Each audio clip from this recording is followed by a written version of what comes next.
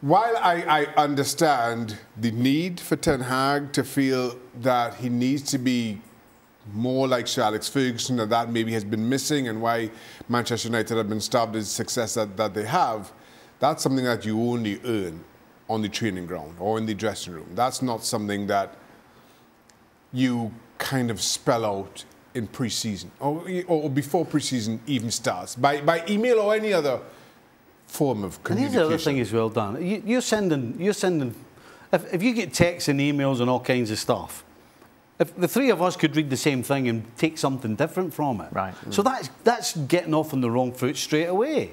So it makes no sense. Sir Alex Ferguson, of course, cited it as the role that he wants to follow. But when you played with him, what, in 1986 at the World Cup? Yep. It wasn't quite as strict as you thought it was going to be. Well, he did have a little thing called Manchester United on his mind. Right. That was with the Scotland team. Yeah. He actually got the job while he was with us in the World Cup. So I can't.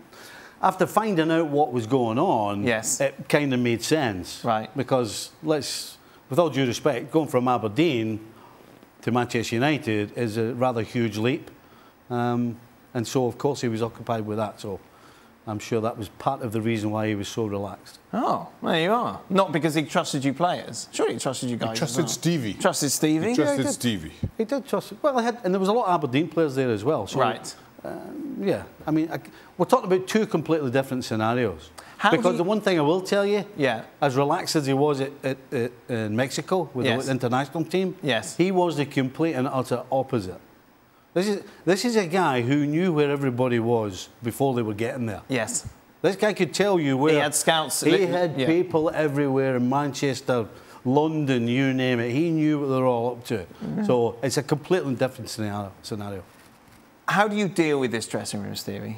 Like, if you're Ten Hag day one, do you go in as authoritative, you're saying? You look people in the eye, and you say, I don't care if you're Cristiano Ronaldo, I don't care if you're...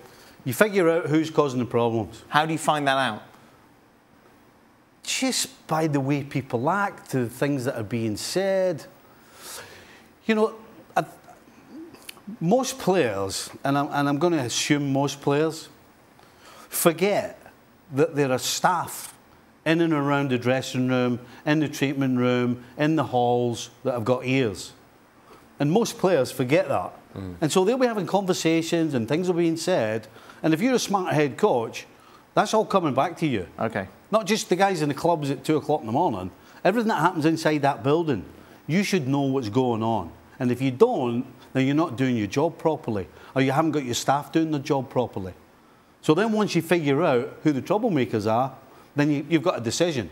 Do you go the Fergie way, which is, I don't give a stuff who you are, what your name is, how much you get, how many goals you scored, you're out the door, because that's what he did.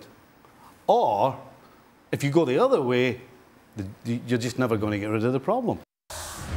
Thanks so much for watching ESPN on YouTube. And for more sports highlights and analysis, be sure to download the ESPN app. And for premium content and live streaming, subscribe to ESPN+.